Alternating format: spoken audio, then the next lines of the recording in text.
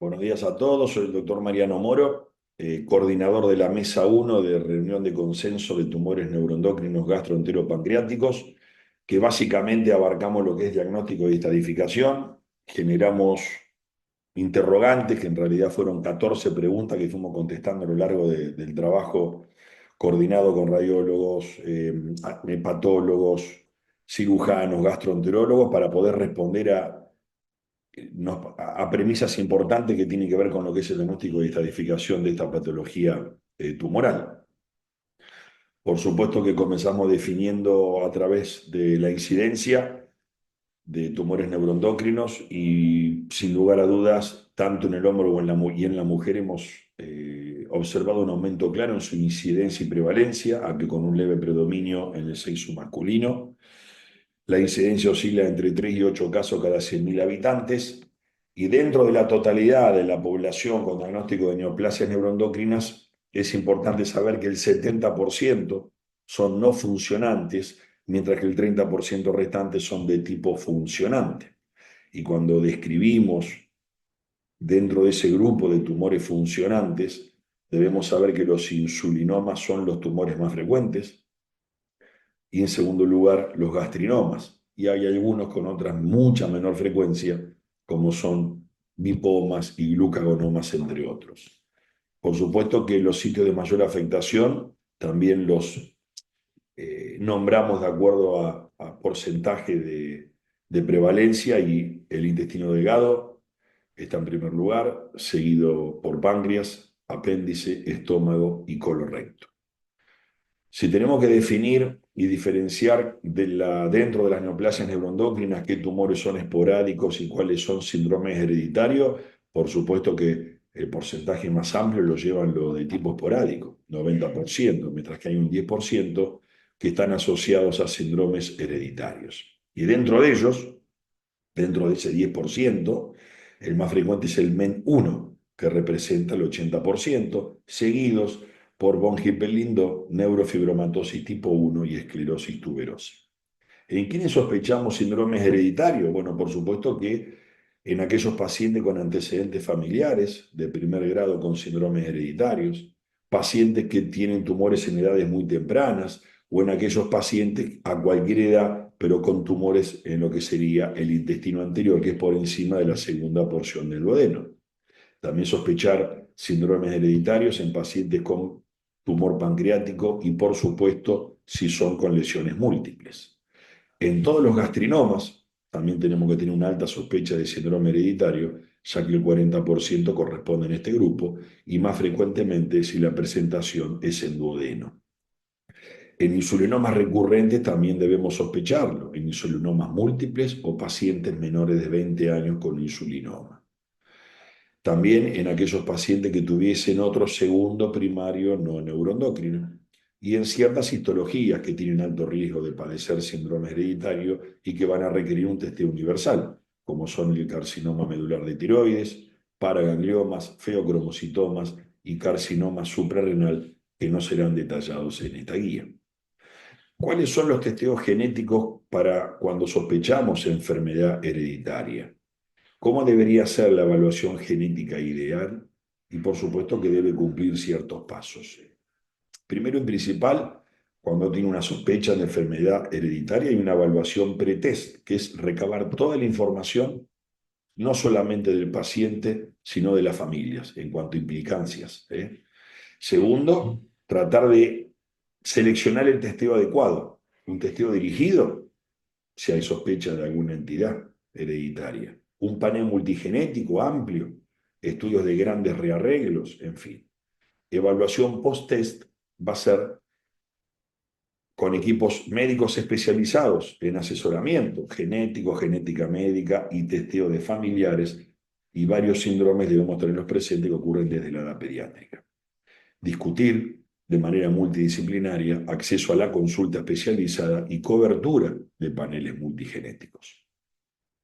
¿Qué selección de estudios genéticos tenemos de tipo dirigido, de testeo dirigido? Si sospechamos el MEN1, solicitamos la mutación del gen de la menina. Si sospechamos von Hippel-Lindau, solicitamos gen VHL. Si solicitamos neurofibromatosis tipo 1, el diagnóstico es clínico y se realiza en la infancia generalmente, pero la sugerencia actual es comprobar el genotipo subyacente para poder realizar el diagnóstico diferencial con otras genodermatosis. Esto es testeo dirigido por alta sospecha. En la esclerosis tuberosa se solicita TSC1 y TSC2. Y con el descenso de costo y accesibilidad, también están los paneles multigenéticos si la clínica del paciente o el fenotipo no es clásico. Entonces se sugiere abordar la patología con estos paneles multigenéticos que deben incluir mínimamente menina, VHL, TSC1, TSC2, NF1 y CDKN1B.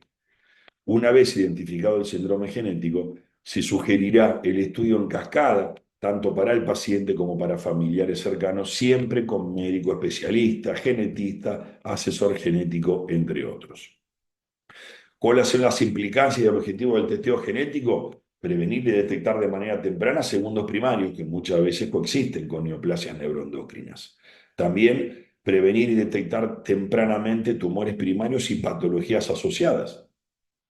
Patología cardiovascular, neurológica, endocrinología, que no son oncológicas, sino que son funcionales. Y también tiene implicancias terapéuticas para tratar de manera temprana determinados síndromes y definir si hacemos cirugía o hacemos una vigilancia cercana de tipo radiológico. También tiene implicancias terapéuticas en tratamientos avanzados, tratamiento target, ensayos clínicos, screening pretrasplante o donal.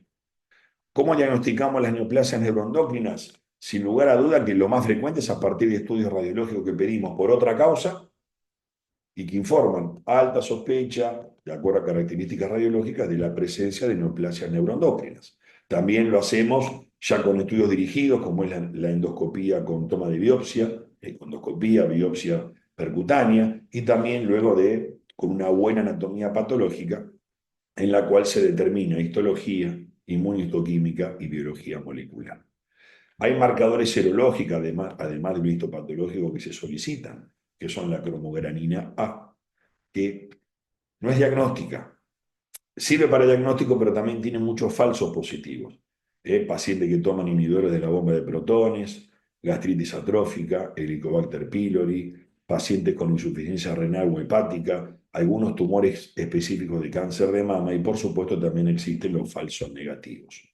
La cromogranina, si bien se utiliza como diagnóstico, que ya vimos que tiene muchos falsos positivos y negativos, es importante como valor, como marcador de seguimiento para valorar una respuesta al tratamiento médico, para valorar el resultado de una resección quirúrgica. Y por supuesto que en los casos de neoplasia funcionante, según la sospecha, se pide el marcador determinado. Si estamos sospechando un insulinoma, pedimos insulina y péptido C. Si sospechamos un gastrinoma, vamos a pedir gastrina, que tiene que ser 10 veces mayor a nivel en sangre normal, y por supuesto el paciente no estar tomando inhibidores de la bomba de protones. Con eso confirmaremos, como dijimos, los gastrinomas, el BIP para el bipoma y el glucagón para los glucagonomas. También existen neoplasias mixtas, constituidas por un componente neuroendocrino y un carcinoma epitelial, que eso solamente se podrá diagnosticar con la pieza quirúrgica. ¿Qué importancia tiene la diferenciación histológica, la inmunistoquímica, el índice de proliferación y la estratificación? Bueno, es importante porque esto marca la evolución, tanto temprana o alejada, de este tipo de tumores. La diferenciación histológica es importante para saber si son tumores bien diferenciados, donde están las neoplasias neuroendocrinas, o es pobremente diferenciado, donde ya hay que hablar de un carcinoma neuroendocrino, que es otra fisiopatología, otra evolución. También el estirpe de la inmunohistoquímica, la sinaptofisina, tiene que estar solicitada, más allá de que es sensible pero poco específica, y la cromogranina, como vimos también, que es poco sensible pero muy específica. Esto siempre se debe realizar en todas las neoplasias neuroendocrinas.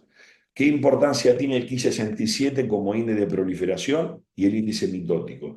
Bueno, por supuesto que lo que define dentro de los bien diferenciados en G1, G2 y G3. Un índice de mitosis menor de 2 y un Ki67 menor de 3% es un G1. Una mitosis entre 2 y 20 y un Ki67 entre 3% y 20% es un G2. Y un G3 es aquel que tiene una mitosis mayor de 20 y un Ki67 mayor de 20%.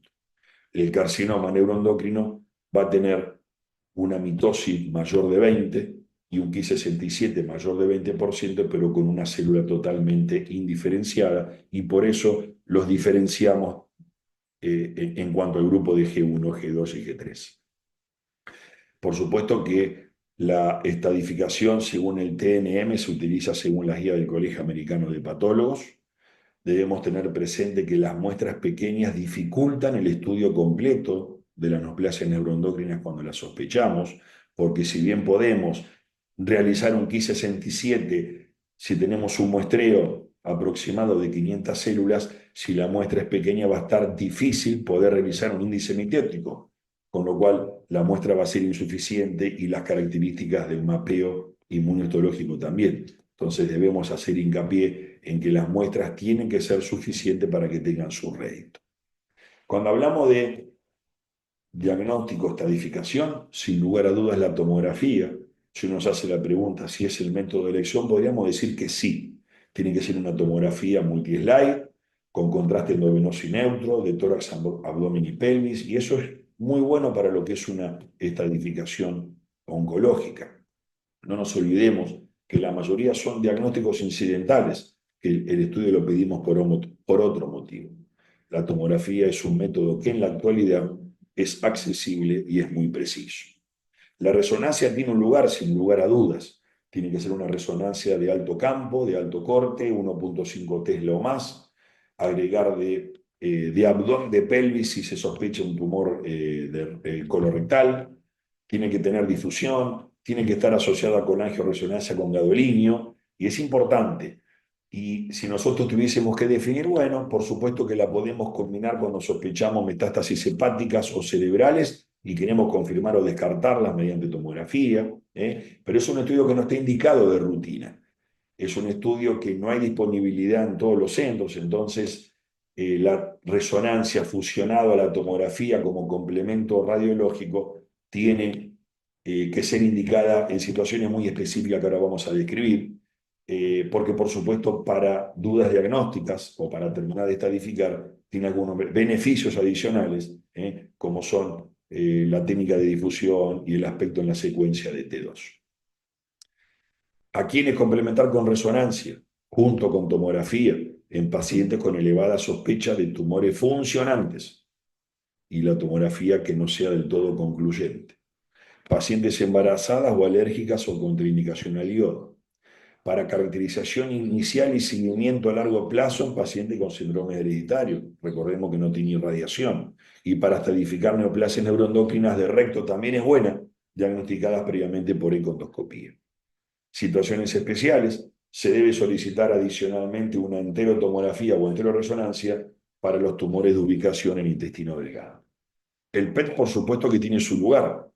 Es para caracterizar o confirmar un diagnóstico con método no invasivo, para la búsqueda del tumor primario cuando tenemos sospecha o confirmación serológica, pero no foco de origen, y también sirve para evaluar el estatus de receptores de somatostatina y ver qué radiofármaco de tratamiento podemos utilizar. Por supuesto que el PET nos ofrece una estadificación corporal total, que eso es muy importante. También tiene su lugar para evaluación y respuesta o progresión a un tratamiento. Tiene que ser indicado en aquellos pacientes para estadificar que tengan o primario oculto, que lo pedimos para ver si encontramos el sitio de compromiso neuroendocrino, pero si hay enfermedad que sea mayor a 8 milímetros, porque el falso negativo aumenta mucho. Y no todos los pacientes deben tener PET como estudio diagnóstico de inicio, aunque todos los que vayan a tratamiento oncológico, sea médico quirúrgico, deben tener un PET de inicio como estadificación corporal total. En aquellas neoplasias bien diferenciadas que vimos hoy, y fundamentalmente G1 y G2, el PET con galio 68 dotapéptidos es el estudio indicado con mayor sensibilidad. En neoplasia G3, que son tumores neuroendocrinos o el carcinoma, en realidad se solicita un PET con deoxifluoroglucosa. En neoplasias neuroendocrinas bien diferenciadas G3, que si bien puede ser deoxifluoroglucosa, deberíamos discutir en ateneo multidisciplinario previamente qué estudio sería el más indicado. Para tumores como para ganglioma, ferocomocitoma, medular de tiroides, insulinoma, y cuando hay falta de disponibilidad del galio, el dioxifluoroglucosa 18-DOPA también es un buen recurso de estadificación. Podría evaluarse la utilización de galio o de dioxifluoroglucosa en pacientes con heterogeneidad tumoral y ante la posibilidad de tratamiento con radionucleidos. La econdoscopía, ¿qué lugar tiene en el diagnóstico, estadificación y toma de decisiones? Bueno, tiene un rol importante. Primero en la estadificación, pero fundamentalmente de esófago, estómago, duodeno y recto. En páncreas puede ser de utilidad para caracterizar de sospecha la neoplasia neuroendocrina en tomografía y resonancia negativa. Tenemos una sospecha serológica, estudios radiológicos negativos, pedimos una econdoscopía que es muy importante para lo que es la evaluación pancreática, el surco duodeno pancreático, o sea, es un método de diagnóstico además de estadificación. Y por supuesto que tiene un rol protagónico a la hora de obtener material histológico, como vimos hoy, para hacer una correcta clasificación inmunológica e histológica con la pieza de biopsia apropiada. Es importante, como vimos hoy, que las agujas de punción sean las denominadas FNB, que son las que tienen un buen rédito en cuanto a material histológico para el patólogo y, por supuesto, de ser posible contar con patólogo en la sala para que nos digan material suficiente o para que sigamos extrayendo muestras hasta que el patólogo esté conforme con el material a estudio. Que eso es muy importante y a partir de ahí se utilizará el material apropiado y se separará material además para estudios especiales. Finalmente, si tenemos que agregar algún otro tipo de estudio de diagnóstico, por supuesto la arteriografía con gluconato de calcio es muy importante ante la sospecha de insulinoma, por sospecha serológica con insulina y péptido C, pero no encontrar el foco primario, con lo cual es muy importante para un diagnóstico previo a la imagen radiológica de observación tumoral.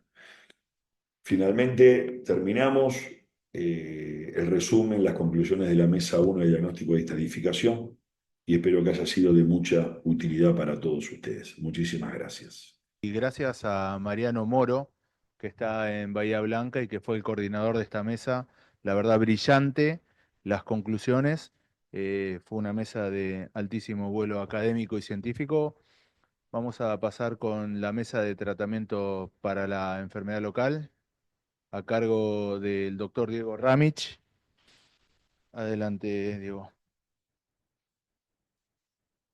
Bueno, muchas gracias. Quiero agradecer a todos los que participaron y a los que están conectados. La verdad que estuvo interesante. A nosotros nos tocó la mesa 2, que era del tratamiento quirúrgico y endoscópico en enfermedad temprana. Sí, y por un tema de dinámica, como son diferentes órganos, tratamos a cada órgano por separado y qué alternativas terapéuticas tenía. Comenzamos con los órganos de proximal a distal. ¿Sí? En los tumores gástricos uno debe tener en consideración los estudios endoscópicos previos, la revisión anatomopatológica, las resecciones primarias o secundarias, los márgenes de la resección, la realización de estudios como econdoscopía para valorar la infiltración de la pared, el compromiso ganglionar, además de su localización, y el tiempo transcurrido en el caso de que hayan sido resecados previamente. En base a esto hicimos diferentes tipos de preguntas, ¿sí? La primera es en estómago, ¿en qué caso se puede optar por control o tratamiento endoscópico? Los tumores neuroendocrinos en el estómago, uno los puede clasificar en 3 tipos: tipo 1, que es aquel que está asociado a gastritis atrófica, ¿sí? El tipo 2, que es asociado al síndrome de Solinger-Ellison, y el tipo 3, aquel que se asocia a, en realidad son tumores solitarios, no asociados como los otros previamente. Entonces, ¿cuándo hacemos control o tratamiento endoscópico? En tipo 1, control endoscópico de lesiones únicas o múltiples, siempre y cuando sean menores de 1 centímetro. Tratamiento endoscópico en caso de lesiones múltiples mayores de 1 centímetro. Resección previa R1 por endoscopía sin factores de mal pronóstico, uno debería intentar hacer una nueva resección endoscópica y ante falta de ubicación de la resección previa en esos pacientes, uno puede optar por un control endoscópico cercano durante cada 6 meses durante el primer año o 2 años y luego ir postergándolo un poquito más. En aquellos pacientes que tienen un tamaño de una lesión de 1 o 2 centímetros, valoradas por ecoendoscopía, en los cuales no hay infiltración mucosa y adenopatías regionales, también podría ser una opción. En aquellos que tienen un tumor neuroendocrino de clase tipo 2, la resección endoscópica y control, tratamiento del tumor primario causante del gastrinoma, ¿no es cierto? Estos eran los que estaban asociados al Solinger-Ellison. Y en el tipo 3, en estos casos, solamente va a estar la resección endoscópica si el tumor es menor de 1 centímetro y es un G1. ¿Cuándo indicaríamos la resección quirúrgica? Bueno, para esto es importante valorar previamente mediante ecoendoscopía el tamaño de la lesión, que es lo que verdaderamente va a poder valorar su tamaño y la profundidad del compromiso parietal.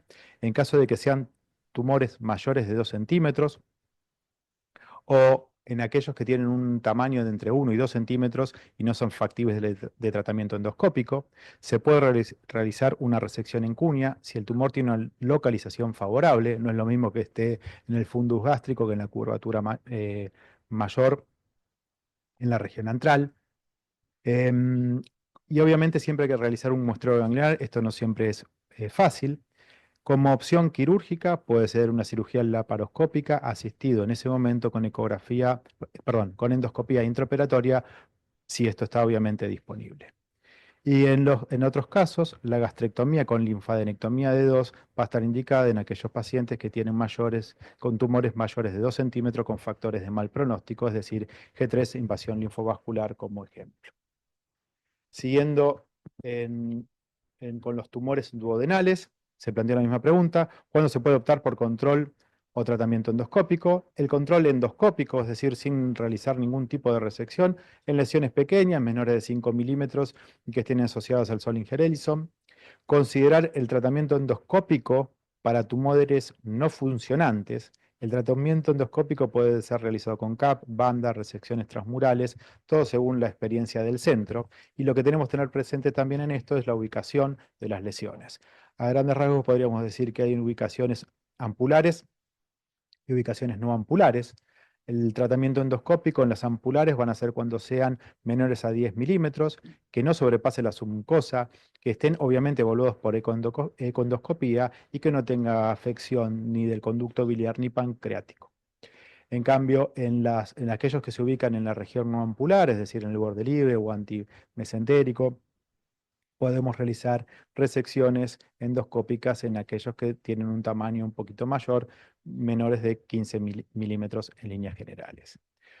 ¿Cuándo indicamos el tratamiento quirúrgico? Bueno, en aquellos tumores que tienen mal pronóstico para tratamiento endoscópico, es decir, que aquellos que están excluidos para tratamiento endoscópico. Existen diferentes tipos de tratamientos quirúrgicos: una resección en cuña cuando existe compromiso muscular, alejado de la papila, obviamente con ganglios negativos por estudios preoperatorios, que esté ubicado en un borde antimesentérico.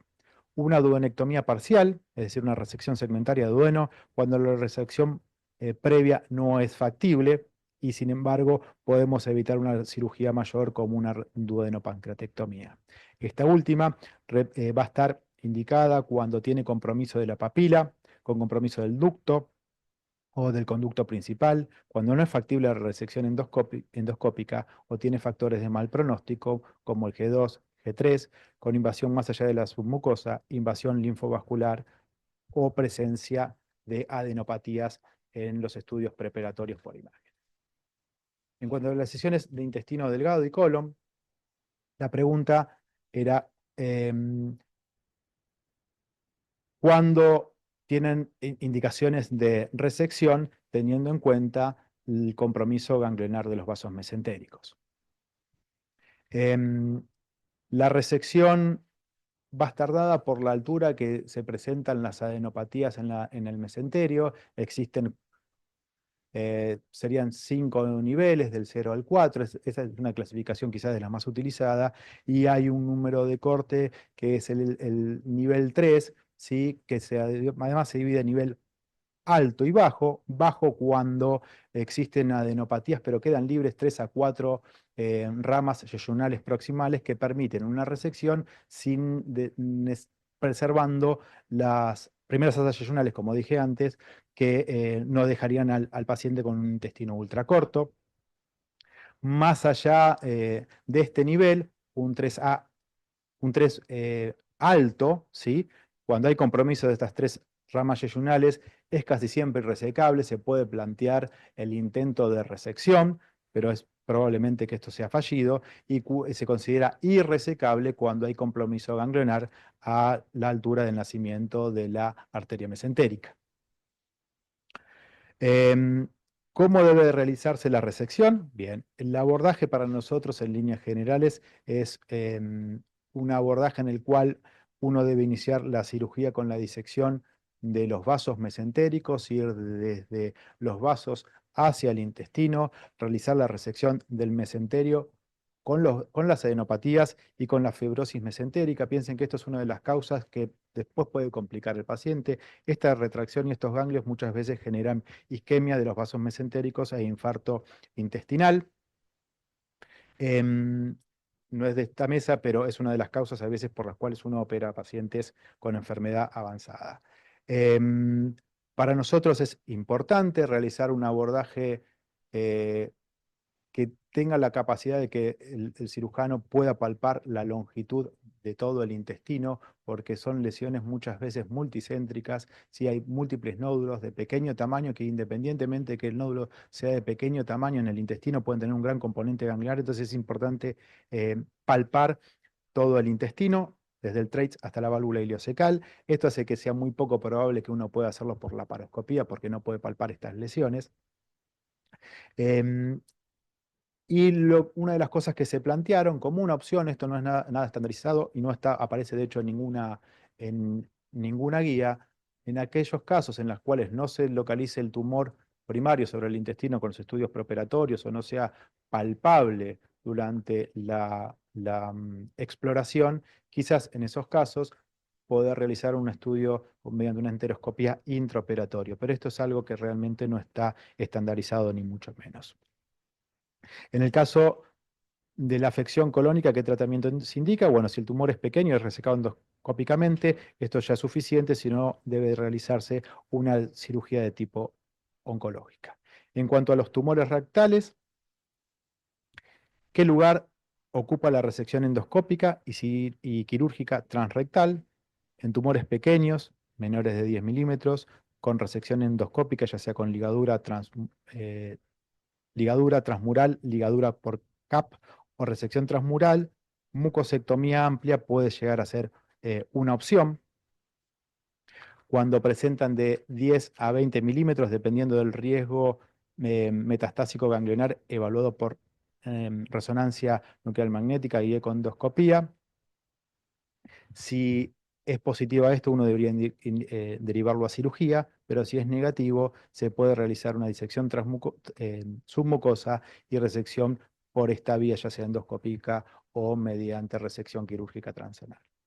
Aquellas lesiones que son mayores de 20 milímetros no tienen indicación endoscópica ni indicación de cirugía transanal, sino que serían derivados para cirugía de tipo oncológica. ¿Cuándo indica la resección anterior baja o amputación abdominoperineal como alternativa terapéutica? Bueno, lo que dijimos anteriormente, en aquellos tumores no resecados por endoscopía o por resección quirúrgica transanal, con compromiso esfinteriano, ahí sería para tratamiento con una amputación, y si esto no lo tiene, con una resección anterior baja. En cuanto a los tumores que asientan sobre el apéndice, ¿en qué instancia la apendicectomía es tratamiento suficiente para los tumores neuroendocrinos? Está ampliamente aceptado que lesiones menores de 1 centímetro sin invasión, con el tumor lejano a la base apendicular, el tratamiento es la apendicectomía, no hace falta completar con ningún tipo de tratamiento. Cuando la base es comprometida, existen factores de alto riesgo, hay que discutir si puede hacerse hay que hacer una resección un poquito más amplia, con una resección de la región cecal y el ilion terminal versus una colectomía derecha. Esto obviamente cuando tiene compromiso de la base o algún factor de mal pronóstico. De 1 o 2 centímetros, con un buen pronóstico, la apendicectomía sería también tratamiento suficiente. Y si hay factores de mal pronóstico, se puede ampliar a una cirugía mayor de tipo oncológica. ¿Cuándo realizamos la colectomía derecha en este tipo de tumores? Bueno, en tumores mayores de 2 centímetros, cuando existe compromiso de la base. Esto también debe ser discutido con el paciente, ¿sí? Debido a que hay una tendencia cada vez mayor, quizás a más control, pero bueno, hasta ahora no hay evidencia suficiente. También cuando tienen factores de mal pronóstico, como un Ki-67 mayor al 10%, invasión del mesoapéndice, mayor a 3 milímetros o sospechas de adenopatías regionales. En cuanto a los tumores pancreáticos, los dividimos en tumores funcionantes y no funcionantes. Comenzamos con los tumores que no son funcionantes, ¿sí? La primera pregunta en cuanto a esto será: ¿en qué casos considera oportuno el control clínico imagenológico de las lesiones pancreáticas? Entonces, en los tumores no funcionantes, de 1 centímetro o menos, bien diferenciados, de unos de 2, que no tengan factores de riesgo, uno podría indicar o debería indicar el control. Una propuesta terapéutica es la termoablación, ¿sí? ¿Y en qué casos podrían ser los pacientes seleccionados para este tipo de tratamiento? En tumores en pacientes no aptos para cirugía, es decir, aquel que no lo puedo resecar por una condición clínica del paciente, pero que podemos brindarle algún tipo de tratamiento, o que el paciente haya rechazado la cirugía. Tumores menores de 2 centímetros, G3, alejados del ducto principal. Esto puede aún considerarlo más en tumores que asientan sobre la cabeza del páncreas. Lo que sí hay que tener cuidado, que si bien cada vez aparece más bibliografía de esto, la experiencia que hay mundial es muy, muy pequeña, y los resultados a largo plazo todavía no están presentes. ¿Cuándo plantea la resección quirúrgica y qué tipos de resección son posibles? En G3 y en neuroendocrinos ubicados, perdón, en carcinomas ubicados en cualquier sitio y de cualquier tamaño, tumores de 1 o 2 centímetros en cuerpo y cola pancreática sin importar el grado, tumores mayores de 2 centímetros en cualquier grado en la cabeza. Podemos plantear una cirugía preservadora de parénquima, como la enucleación, cuando no hay ganglios sospechosos, tumores son pequeños, lejanos al conducto principal, y obviamente si esto es técnicamente factible. Si no hay sospecha de compromiso ganglionar, tumor de bajo riesgo. En todos estos casos sugerimos la asistencia con ecografía intraoperatoria, la pancreatectomía central y corporecaudal con preservación de vaso puede ser factible cuando la enucleación no se puede realizar por características técnicas, y se puede realizar una cirugía no de tipo oncológica. En cambio, en cuanto a la cirugía oncológica, en los tumores no funcionantes, los vamos a indicar en G3, siempre, en todos los casos, y en G1 o 2 cuando existe compromiso ganglionar. En tumores con compromiso vascular, el compromiso venoso está indicado a la resección, no es obviamente una limitante, y en el compromiso arterial puede estar indicado o debería estar indicado porque mejora la supervivencia del paciente, aún sea un R1, y puede considerarse la resección del compromiso arterial si la morbilidad del procedimiento lo justifica, dependiendo de la experiencia del centro. En cuanto a los tumores funcionantes, ¿cuáles se considera como tratamiento o tratamientos de elección en el insulinoma? ¿Qué tipos de abordaje? Y la termoablación, ¿qué lugar ocupan este tipo de lesiones? Todos son para tratamiento quirúrgico, con ecografía intraoperatoria, de estar disponible, especialmente aquellos que asientan sobre la cabeza del páncreas para su enucleación. Es preferible la enucleación, independientemente del abordaje, asistido por ecografía intraoperatoria, en el caso de confrontarla con una cirugía anatómica. La alternativa para pacientes no aptos para cirugía con alta mortalidad puede ser la termoablación, el tratamiento de elección en estos pacientes. ¿Cuál se considera como tratamientos de elección en el gastrinoma? Y si hay alguna diferencia en aquellos pacientes que son portadores del NEM1, bueno, en estos casos el tratamiento sintomático, control clínico y médico, ¿sí? Cuando presentan NEM1, dado que son multicéntricos y la cirugía en estos casos es bastante grande con una morbilidad alta. Si no tienen diagnóstico de NEM, el tratamiento es quirúrgico por el alto riesgo metastásico ganglionar, indicándose en estos casos una resección de tipo oncológica. En cuanto a los tumores funcionantes, ¿sí? Como los glucagonomas y lipomas, dado la agresividad de los mismos, ¿qué tratamiento se indicaría? Bueno, en estos casos, la verdad que muchas veces son tumores que ya están avanzados al momento de diagnóstico, pero no hacerlo así, una enfermedad temprana, la cirugía oncológica es lo que debería realizarse. En otros tipos de tumores neuroendocrinos menos frecuentes, ¿sí? De ACTH, de pedolipéptido pancreático y demás, ¿qué tratamientos consideran oportunos? Bueno, no hay mucha evidencia, con lo cual uno plantearía resecciones de tipo oncológica porque las series son muy bajitas, son reportes de casos solamente. Y la última pregunta fue si en aquellos pacientes que eran resecados en enfermedad temprana de diferentes órganos, era considerado resecados con un R0, se planteaba algún tipo de tratamiento médico con análogos como la somatostatina, y bueno, la respuesta nuestra fue que por el momento no existe ninguna evidencia que sea necesario indicar este tipo de tratamiento. Gracias.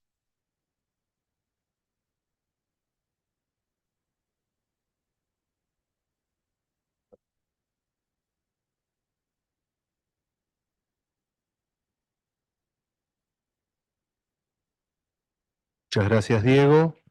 Finalmente vamos a pasar a la última exposición a cargo del doctor Pablo Sánchez. Él estuvo encargado de la coordinación de la mesa número 3 para el tratamiento de la enfermedad avanzada. Bueno, Pablo, muchas gracias y te cedo la palabra. Gracias, Javier. Bueno, agradezco a la asociación la oportunidad.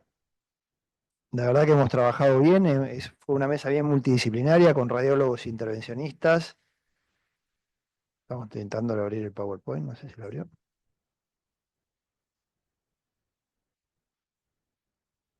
No sé por qué no me abre acá. Tengo que verlo acá. Vale. La mesa que me tocó coordinar es una mesa la coordiné junto con mi secretaria, con la doctora Mariana García Duperó, que ha estado muy rápida en tomar todas las conclusiones, porque como ven es una mesa que ha tenido 11 preguntas y la vamos a transmitir ahora. Fue de tratamiento de enfermedad avanzada. La primera pregunta era: ¿el tumor neuroendocrino de intestino delgado asintomático debe ser resecado en pacientes con múltiples metástasis hepáticas? La respuesta fue que tiene indicación de cirugía en tumores bien diferenciados, grado 1, grado 2. En grado 3, individualizar cada caso, descartando carcinoma neuroendocrino. La cirugía del tumor primario no tiene impacto en la sobrevida global. El objetivo es evitar potencial morbilidad futura, por ejemplo, obstrucción, isquemia o fibrosis mesentérica. Y cuando uno evalúa a un paciente para un potencial candidato a tratamiento de una enfermedad hepática al futuro, como para dejarlo de R0, por ejemplo, puede ser con una cirugía hepática o trasplante.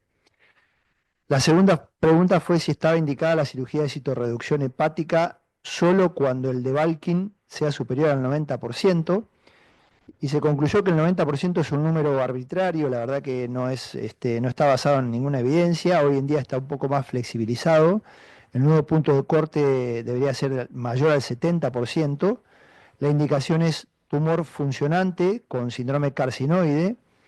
Ese sí tiene una indicación de un debulking mayor al 70%, y dependiendo de la experiencia del centro y previa discusión en comité multidisciplinario.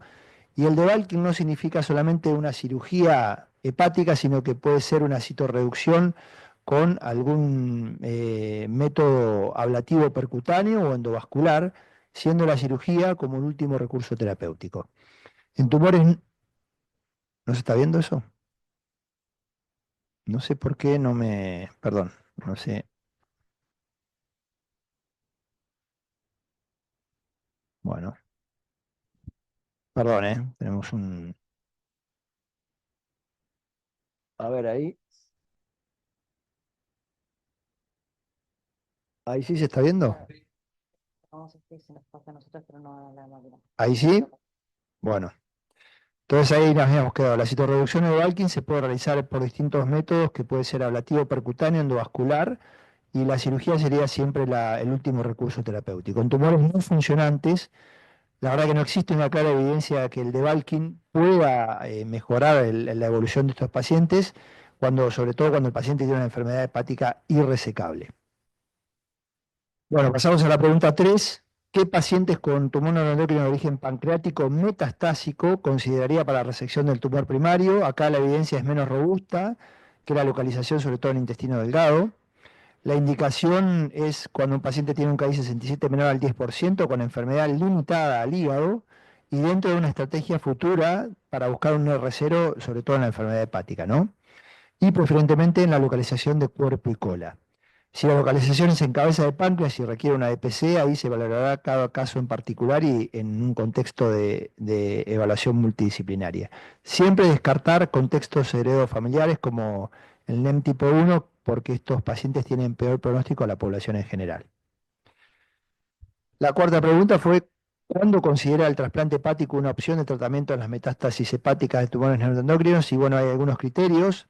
Tumor primario resecado de origen gastroenteropancreático que tenga drenaje al sistema portal, 6 meses previo al trasplante o más, que sea bien diferenciado con un KI67 hasta 20%, su grupo de KI67 entre 10 a 20% en los pancreáticos. Habría que evaluarlo bien en cada caso en particular porque el pancreático tiene peor pronóstico. Probablemente en ese paciente se deba pedir un estudio complementario dual funcional, un PET con somatostatina más FDG para evaluar qué tipo de tumor es, si no es un tumor muy agresivo. Que el compromiso del hígado sea hasta el 50% del parénquima en forma difusa, que determina la irresecabilidad. Un mayor porcentaje de afectación del hígado no descarta el trasplante, pero hay que individualizar cada caso y hacerlo en forma multidisciplinaria. Que la enfermedad esté estable por lo menos 6 meses previo a la cirugía, al trasplante, y que los pacientes sean menores a 65 años. Y ausencia de enfermedad extrahepática. Acá hay algunas consideraciones a hacer. Uno es la edad, se discutió bastante esto. La mayoría de la bibliografía habla de 60 años, acá se extendió a 65, la edad no sería una limitante, per se, sino que entra en una sumatoria de factores como edad, performance status, etcétera. Y de acuerdo a la baja disponibilidad de órganos en nuestro país, obliga a poner por ahí un punto de corte arbitrario, que puede ser mayores de 65 años. De esto hay un consenso de la Sociedad de Trasplantes del año pasado de tumores hepáticos malignos, que lo pueden ver, el que se quiere conectar con la Sociedad de Trasplantes, está publicado. Cirugía previa hepática no excluye la posibilidad de trasplante. Puede ser el trasplante cadavérico o donante vivo relacionado, y siempre preevaluación de trasplante con un PET con galio, para no electroscan, sino con un PET con galio dota péptido. La pregunta quinta fue: ¿cuál es el rol del tratamiento con análogos de somatostatina en los pacientes con tumores neuroendocrinos de origen gastrointestinal no funcionantes? Y acá los análogos de somatostatina constituyen el tratamiento de primera línea. Existen 2 compuestos comerciales, el octreótido y el anreótido, ambos con demostrada eficacia. Dependiendo de si el tumor es funcionante o no, el endpoint del tratamiento con análogos cambia de un criterio antiproliferativo o a control de síntomas. En tumores no funcionantes, los análogos estarían indicados con el objetivo de un tratamiento antiproliferativo y previo estudio funcional que demuestre que ese paciente tiene expresión de receptores somatostatina. Existe clara evidencia en esto en estudios como Clarinet y el PROMID, que reclutan pacientes con tumores neuroendocrinos no funcionantes, demostrando un beneficio, una sobrevida libre de progresión. El tratamiento prolongado es de por vida, digamos, con ajuste de dosis en base a evolución, y ante progresión, repetir el estudio funcional antes que rebiopsiar para evaluar si ese paciente puede seguir con análogos. La pregunta 6 fue ¿cuándo indicar terapia loco-regional en metástasis hepáticas de tumores neuroendocrinos y los tipos de terapia loco-regional? Bueno, y acá esta es una respuesta un poco larga, pero todos los estudios son estudios retrospectivos, faltan estudios prospectivos y randomizados. Indicaciones: enfermedad hepática dominante, no candidatos a cirugía, irresecables con enfermedad extrahepática controlada o que tengan síntomas no controlados. Indicaciones adicionales: un patrón difuso de compromiso del hígado, con algunas lesiones con crecimiento dominante y resto de enfermedad en oligoprogresión, podrían ser candidatos a terapias ablativas de las dominantes. El paciente que sale de planificación quirúrgica original y queda con una enfermedad residual, o sea, el paciente que es resecado del hígado y queda con enfermedad en hígado remanente residual, ese paciente podría tratarse también con una embolización posterior. Tipos de terapia endovasculares disponibles: embolización blanda con partículas sin droga, quimoembolización tradicional o con DCBITS, y radioembolización, que tiene mayor costo, pero no ha demostrado ningún tipo de beneficio por sobre la quimoembolización. Sí tiene indicación que es en el paciente que tiene trombosis portal, tiene una indicación clara la radioembolización. De elección, la quimoembolización tradicional.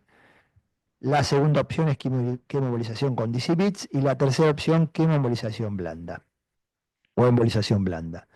Se realizan sesiones secuenciales cada 4 o 6 semanas ante un gran volumen de enfermedad, que eso mejora los resultados a largo plazo, y el candidato ideal es el paciente que tiene 30-50% del volumen de hígado afectado. Los pacientes que tienen más volumen afectado hay que hacerlo en más sesiones.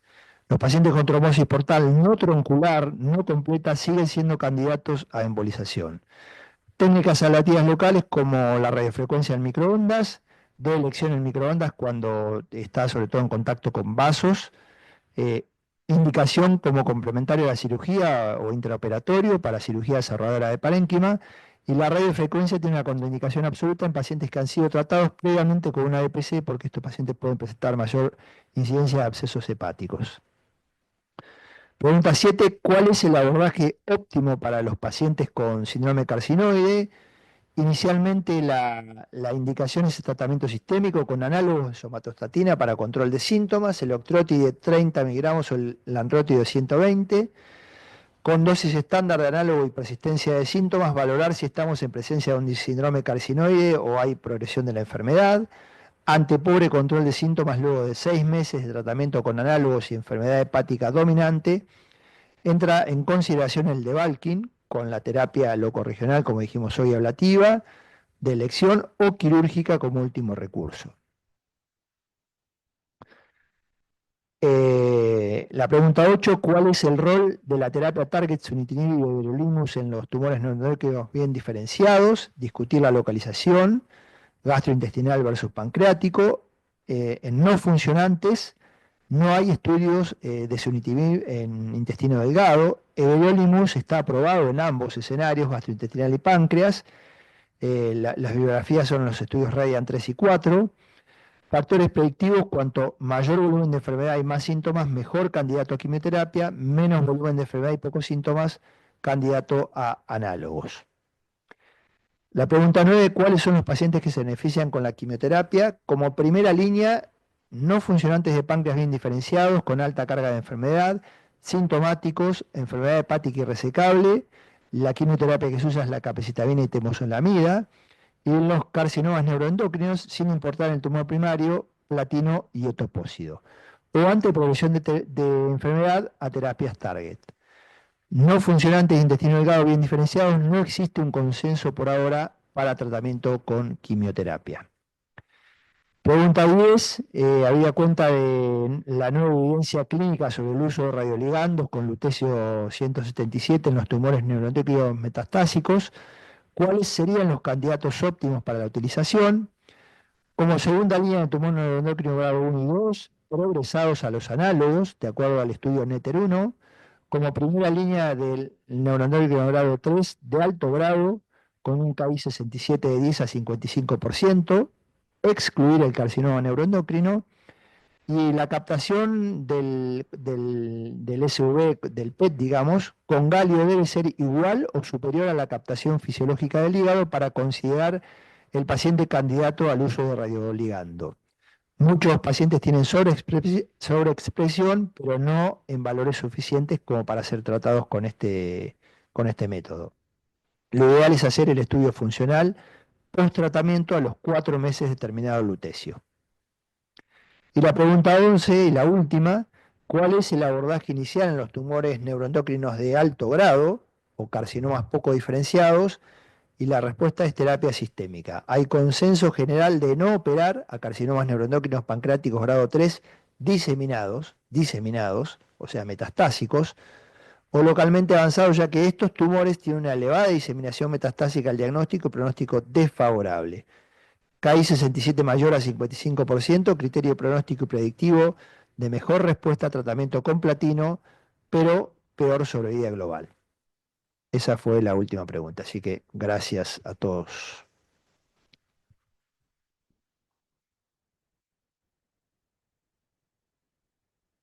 Bueno, para terminar y cerrar, lo único que nos queda es agradecer por la participación a todos los miembros de las mesas, a todos los conectados. Gracias por haberse acercado a disertar y a entregar su expertise para todos los presentes.